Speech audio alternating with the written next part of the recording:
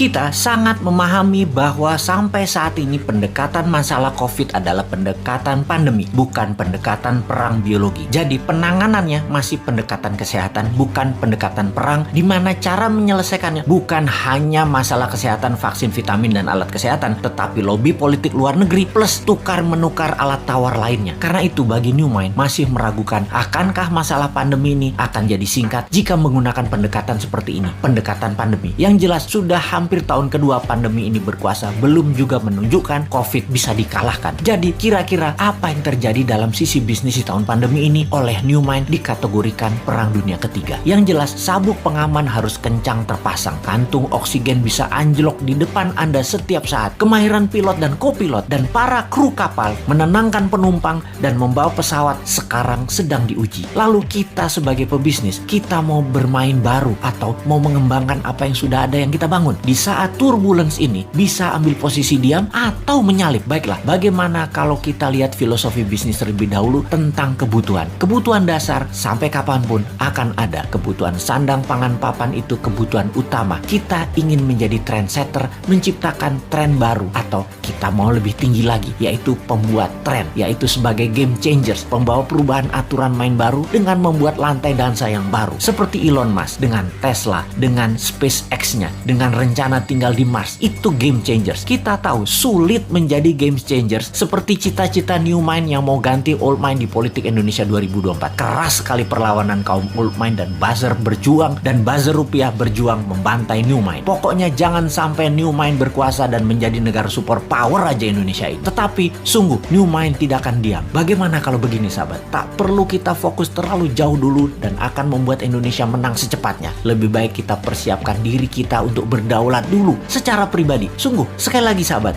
kita yakin dan meyakini bahwa New Mind pasti menang di 2024. Ini sebuah kepastian. Di tahun 2030 Indonesia 3 besar dunia. Ini kepastian. Di tahun 2045 Indonesia negara superpower. Itu suatu kepastian dengan syarat semua sahabat berdaulat secara ekonomi sekarang. Jadi saya sangat menyarankan dengan satu batu dua target kena, yaitu Anda pintar, Anda paham, Anda makmur, dan bisa membantu sesama. Sahabat, jika Anda membeli video narasi Bosman Sadar Kaya Advance atau Road to Billionaire atau keduanya, maka di masa pandemi ini Anda bisa belajar merubah mindset dan memiliki bekal ilmu baru untuk sarana sukses Anda. Dan tak kalah penting, keuntungan penjualannya adalah untuk rumah yatim Indonesia yang di masa pandemi ini berat perjuangannya kalau sendirian. Sahabat, terima kasih atas keputusan Anda untuk belajar, membeli, dan membantu sesama. Salam hormat dari kami.